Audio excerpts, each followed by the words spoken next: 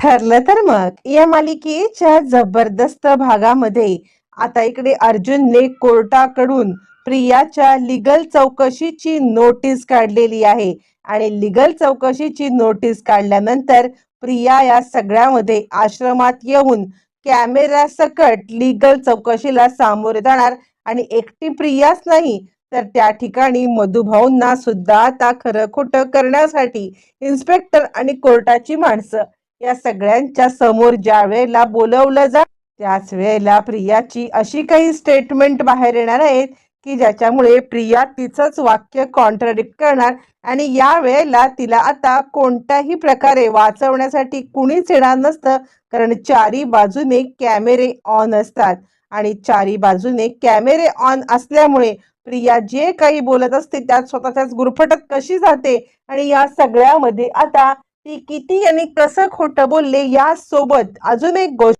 म्हणजे मधुभाऊंनी जे डॉक्युमेंट्स दाखवलेले आहेत, जे डॉक्युमेंट चोरण्यासाठी प्रिया आली होती त्या कबर्ड मधून जे डॉक्युमेंट बाहेर, त्यामुळे सायलीला प्रिया खोटारडी तन्वी आहे, प्रिया तन्वी नाहीच आहे हे सत्य सुद्धा समजलंय. आणि या सगळ्यामध्ये आता अर्जुन, सायली आणि मधुभाऊ यांनी काय सत्याचा खुलासा केलाय सगळं सगळं आता मधुभाऊंनी सगळं डिक्टेट केल्यावरती जे काही मधुभाऊंना कळालेलं असतं ते सगळं मधुभाऊंनी सांगितलेलं असतं. मधुभाऊ ज्या वेळेला हे सगळं सत्य सांगतात आणि त्याच वेळेला मग आता अर्जुन म्हणतो म्हणजे तन्वी खोटं बोलत होती, तन्वीला या सगळ्यामध्ये इथे आता कोणत्याही प्रकारचं काहीही हे दिसत नव्हतं आणि हे सत्य आहे, त्यामुळे हिच्या साठी मी कोर्टाकडे अप्लाय देणार असं म्हणत अर्जुनने आता इकडे तिथे असलेल्या इन्स्पेक्टरची साक्ष काढत इन्स्पेक्टरना सांगितलेलं असतं की या सगळ्यामध्ये तुम्ही सुद्धा ह्या सगळ्यासाठी खूप मोठे साक्षीदार आहात की प्रिया खोटं बोलत होती, कारण या इथून बसल्या कुणालाही समोर काय चाललंय हे कळू शकत नाहीये असं म्हटल्यावरती मग मात्र आता इकडे अर्जुनने प्रियाला सगळ्या घरच्यांच्या समोर एक लेटर देत सांगितलेलं असतं की तुला लीगल नोटीस आहे आणि या लीगल नोटीस मध्ये प्रिया खोटं बोलत आहे हे जवळ जवळ सिद्ध झालेलं आहे. प्रिया खोटं बोलत आहे हे समजल्यामुळे मग मात्र आता इकडे या सगळ्यामध्ये तिला आश्रमामध्ये लीगल नोटीस साठी बोलवलं जातं आणि अर्जुन तिला आता 2 दिवसानंतरची मुदत देतो.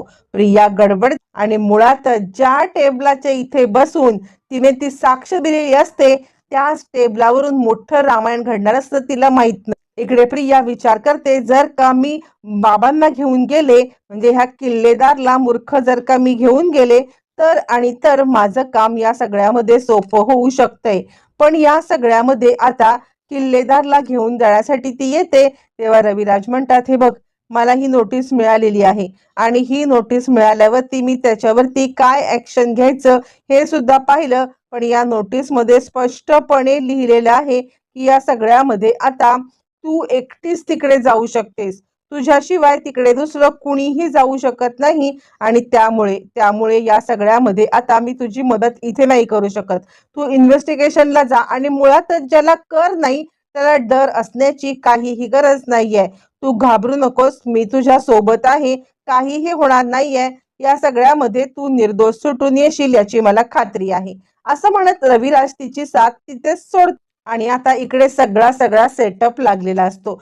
सेटअप मध्ये कॅमेरामन त्याचबरोबर आता इकडे सगळेजण असतात आणि प्रियाची एंट्री इकडे सायली देवी आईकडे सांगत असते आज काहीही झालं ना तरी सगळ्या सगळ्या सत्याचा शोध होऊ दे, कारण आता मधुभाऊंच्या सुटकेसाठी हा एकमेव शेवटचा उपाय राहिलेला आहे की ज्याच्यामुळे प्रियाच्या तोंडून असं काहीतरी बाहेर पडेल की ज्याच्यामुळे प्रिया आता या सगळ्यामध्ये इकडे पूर्णपणे दोषी आहे किंवा खोटं बोलते आहे हे सत्य सगळ्यांच्या समोर येईल असं म्हणत मग मात्र ती आता देवी आईकडे प्रार्थना करते आणि जायला आता इकडे कॅमेरामॅनला कॅमेरा चालू करायला सांगून अर्जुन सांगतो जे जे काही आता तन्वी सुभेदार या जे बोलणार आहेत ते सगळं सगळं आता तुम्ही या सगळ्यामध्ये रेकॉर्ड करायचं आहे, एकही क्षण तुमचा कॅमेरा बंद नाही झाला पाहिजे. हा बोला आता तन्वी किल्लेदार तुम्ही आता बोलायला लागा, तन्वी सुभेदार सॉरी असं म्हटल्यावरती प्रियाला आता त्या दिवशीची सगळी घटना पुन्हा एकदा सांगायला लागते आणि त्याच वेळेत अर्जुन आता पूर्णपणे सगळं रेकॉर्ड करायला लागतो. प्रिया सांगायला लागते की जेव्हा मी तिकडे आतमध्ये आले आणि मी त्यानंतर इकडे लपून बसले होते, लपून बसले तेव्हा मधुभाऊ आले आणि मधुभाऊंनी या सगळ्यामध्ये विलासला मी तुला मारून टाकेन अशी धमकी दिली. धमकी देऊन त्यांनी आता विलासला मारण्यासाठी बंदूक काढली. बंदूक काढल्यानंतर मग आता मधुभाऊंनी या सगळ्यामध्ये विलासला मारण्यासाठी बंदूक ताणली आणि त्याच वेळेला इकडे आता ती बंदूक विलासच्या दिशेने गेली आणि विलास मेला. मी इथून हे सगळं पाहिलेलं आहे असं म्हणत प्रिया या सगळ्यामध्ये या गोष्टी सांगत असते. पण त्याच वेळेला अर्जुन म्हणतो, एक मिनिट, आता सगळ्यात महत्वाचा पुरावा मला सापडलेला आहे, तो म्हणजे मधु यांनी त्यांच्या कुठच्या हाताने गोळी झाडली होती हे तुम्ही सांगू शकाल का? यावरती आता प्रिया गडबडते. ऍक्च्युली मधुभाऊ लेफ्टी असतात, पण त्या जी आता मधुभाऊ राईटी असतात, पण जी गोळी झाडली गेलेली ती साक्षीने झाडली गेलेली असते.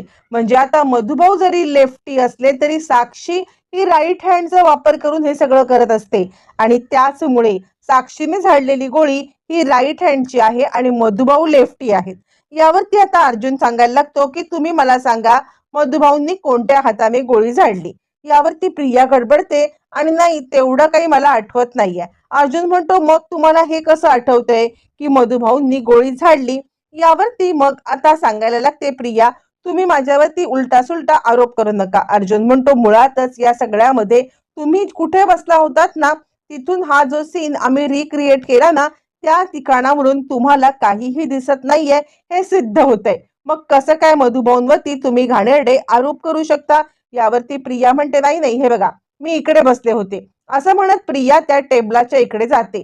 टेबलाच्या इकडे गेल्यावरती, हे काय, मी इथे बसले होते असं म्हणत प्रिया त्या टेबलाकडे जाते. हे बघा, मी इथे बसले होते. मी ज्या वेळेला इथे बसले होते आणि इथून मी पुढे पाहिलं आणि त्याच वेळेला मला कळलं की मधुभाऊ हे आता इकडे विलासला मारत आहेत. अर्जुन म्हणतो, ठीक आहे, तुम्ही तिथेच बस. आता मधुभाऊ तुम्ही या. मधुभाऊ या इकडे टेबलाच्या इथे जर का प्रिया बसली होती तर तुम्ही कुठे होतात? यावरती मधुभाऊ सांगतात, इकडे समोर हे दृश्य घडलं होतं. मी ज्या वेळेला पाठमोरा होतो त्यावेळेला या सगळ्यामध्ये इकडे मला काही मागचं दिसत नव्हतं. ही कुठे लपली होती मला माहित नाही. मी समोर उभा होतो आणि त्याच वेळेला मला मागून वार करण्यात आला. म्हणजे आता साक्षीने गोळी झाडली. साक्षीने गोळी झाडल्यावरती त्यानंतर मला माहित नाही की काय घडलं आणि कसं घडलं ते, पण माझ्या मागून वार करण्यात आला. यावरती अर्जुन म्हणतो, अच्छा, म्हणजे तुमच्या मागे, म्हणजे ह्या टेबलाच्या इथून. यावरती मधुभाऊ म्हणतात, हो. त्यावरती मग आता अर्जुन सांगतो, या परत पोझिशनला तुम्ही सेट. सगळेजण परत आपापली पोझिशन घेतात. प्रत्येक पोझिशन ज्या वेळेला प्रत्येक जण घेतो त्यावेळेला या सगळ्यामध्ये आता अर्जुन सांगायला लागतो, तन्वी, सुभेदार, तुम्ही इकडे उभ्या राहा आणि आता इथे तुम्हाला काय दिसतंय सांग. आता प्रिया गडबडते, कारण तिथून मधुभाऊ दिसतच नसतात. त्या ठिकाणावरून जिथे मधुभाऊ सांगतायत तिकडे ते दिसतच नसतात. मग आता प्रिया सांगायला लागते, नाही नाही, म्हणजे या ठिकाणावरून मधुभाऊ दिसत नाहीत, पण त्या वेळेला मधुभाऊ वेगळ्या ठिकाणी होते. ते आत्ता खोटं बोलतायत आणि या सगळ्यामध्ये ते मला खोट्यापणाचा हे करतायत. त्यामुळे मला असं वाटते की ते मला या सगळ्यामध्ये आता अडकवण्याचा प्रयत्न करत आहेत. असं म्हटल्यावरती मग मात्र इकडे आता अर्जुन सांगायला लागतो, असं कसं? मग ते खोटं बोलतायत की तुम्ही खोटं बोलताय? नक्की आता या सगळ्यामध्ये खोटं कोण बोलते? प्रिया म्हणते, नाही नाही, मधुभाऊच खोटं बोलतायत. बरं, आता हे झाल्यावरती अर्जुन म्हणतो, ठीक आहे, मधुभाऊ खोटं बोलतात. मग मधुभाऊ कुठे उभे होते? मग प्रिया हे सगळं सांगते आणि त्यानंतर अर्जुन म्हणतो, मागच्या स्टेटमेंट मध्ये आता जी मधुभाऊ पोझिशन सांगतायत ना, त्याच पोझिशनला तुम्ही होतात. मग आता काय बोलायचं आहे? असं म्हटल्यावरती मग आता प्रिया अजून गडबडते. मी मागच्या वेळेला काय बोलले होते तिला कसं आठवणार? कारण ज्या वेळेला माणूस खरं बोलतो त्याच वेळेला त्याला आता सगळ्या खऱ्या गोष्टी आठवतात. पण खोटं बोलत असल्यावरती तिला आता कसं आठवत असणार की आपण कधी काय बोललो होतो? त्यामुळे ती पूर्णपणे गडबडते आणि ततपप करायला लागल्यावर इकडे आता इन्स्पेक्टर म्हणायला लागतात, हे बघा, मागच्या स्टेटमेंटमध्ये तुम्ही सांगितलं होतं की या सगळ्यामध्ये आत्ता जिथे मधुभाऊ सांगतायत ना तिथेच ते उभे होते आणि मग तुम्ही जिथे उभे आहात तिकडून हे दिसणं शक्यच नाहीये. काय चाललंय तुमचं? काहीतरी तुमची जम्बलिंग होते. अर्जुन म्हणतो, ठीक आहे, त्यांना आपण थोड्या वेळाचा ब्रेक देऊया आणि ब्रेक दिल्यानंतर या सगळ्यामध्ये आता पुढचं काय आहे हे आपण बघूया. असं म्हणत अर्जुन आता या सगळ्यामध्ये प्रियाला मुद्दाम ब्रेक देतो, जेणेकरून तिला आता या सगळ्यामध्ये काहीतरी वेगळी स्टोरी रचण्यासाठी. तोपर्यंत चैतन्य म्हणतो, अर्जुन आता पुढची तुझी खेळी काय असणार आहे? त्यावरती चैतन्याला अर्जुन सांगायला लागतो, या सगळ्यामध्ये आता तू फक्त बघ मी काय करतोय ते. असं म्हणत अर्जुनच्या डोक्यामध्ये काहीतरी वेगळाच प्लॅन. तोपर्यंत अर्जुन मधुभाऊंना सांगायला लागतो, मधुभाऊ ही ज्या ठिकाणी हे शोधायला आली होती ना, त्या ठिकाणी आता नक्की काय होतं हे तुम्ही मला सांगा. तुम्ही या सगळ्यामध्ये आता मला एक गोष्ट सांगायची आहे, की या सगळ्यामध्ये प्रिया नक्की काय शोधायला आली होती, किंवा किंवा या सगळ्यामध्ये इकडे साक्षी काय शोधायला आली होती, कपाट कुठे आहे? मधुभाऊ ते कपाट दाखवतात आणि सांगतात या कपाटामधले पेपर सगळे पडले होते. असं म्हटल्यावरती अर्जुन म्हणतो, कुठे आहे ते कपाट, तुम्ही दाखवा. मधुभाऊ पेपर सकट सगळे आता कपाट इकडे उलट करतात. त्याच वेळेला सायलीच्या हातामध्ये काही पेपर लागतात. सायली पेपर बघता बघता सांगायला लागते, मधुभाऊ हेच ते रजिस्टर्ड आहे ना, जे रजिस्टर्ड तुम्ही आता मेंटेन करताय. यावरती मग आता मधुभाऊ सांगायला लागतात, हो बाळा. मग आता सायली ते रजिस्टर्ड घेऊन बाहेर ये. अर्जुनच्या हातात ते रजिस्टर्ड मिळतं, पण ही वेळ नसते की या सगळ्यामध्ये आता तो रजिस्टर्ड ते चेक करेल. त्यामुळे तो सांगतो, हे आता आपण डॉक्टरांना सांगून, इकडे आता पोलिसांना सांगून हे रजिस्टर्ड मेंटेन करण्यासाठी आपण आता घरी घ्यायचं आहे. असं म्हटल्यावरती मग आता पोलिसांची परवानगी घेतली जाते आणि पोलिसांची परवानगी घेऊन ते आता रजिस्टर्ड इकडे अर्जुन आपल्या ताब्यात घेतो. आणि त्याच रजिस्टर्ड मुळे आता अर्जुनला या सगळ्या सत्याचा शोध होणार असतो, की प्रिया ही तन्वी नाहीये. पण ही ती वेळ नसते, ती वेळ यायला वेळ लागणार असतो. मग आता ते सगळं रजिस्टर अर्जुनच्या हातात. आता इकडे प्रियाची परत ब्रेक नंतर इन्व्हेस्टिगेशन सुरू होते. ज्या वेळेला ब्रेक नंतर इन्व्हेस्टिगेशन सुरू केलं जातं, त्यावेळेला प्रिया आता चांगलीच सटपटलेली असते. प्रिया या सगळ्यामध्ये आता इकडे येते आणि आता ती सांगायला लागते, हे बघा इन्स्पेक्टर साहेब, मधुभाऊंनीच खून केलेला आहे, मला सपशेल दिसलेलं होतं, मला याच्यामध्ये काही माहित नाहीये. अर्जुन तिला उलट सुलट प्रश्न विचारायला लागतो. ठीक आहे, मग मधुभाऊ कुठे उभे होते? मग विलास कुठे उभा होता? आणि मग ही तिसरी व्यक्ती कुठे उभी होती? यावरती प्रिया आता पटकन बोलून मोकळी होते, मधुभाऊ इथे उभे होते, इथे विलास उभा होता आणि इथे साक्षी उभी होती. झालं, प्रिया आपल्या जाळ्यात अडक. आता चैतन्य गालातल्या गालात हसतो आणि प्रिया चटपटते.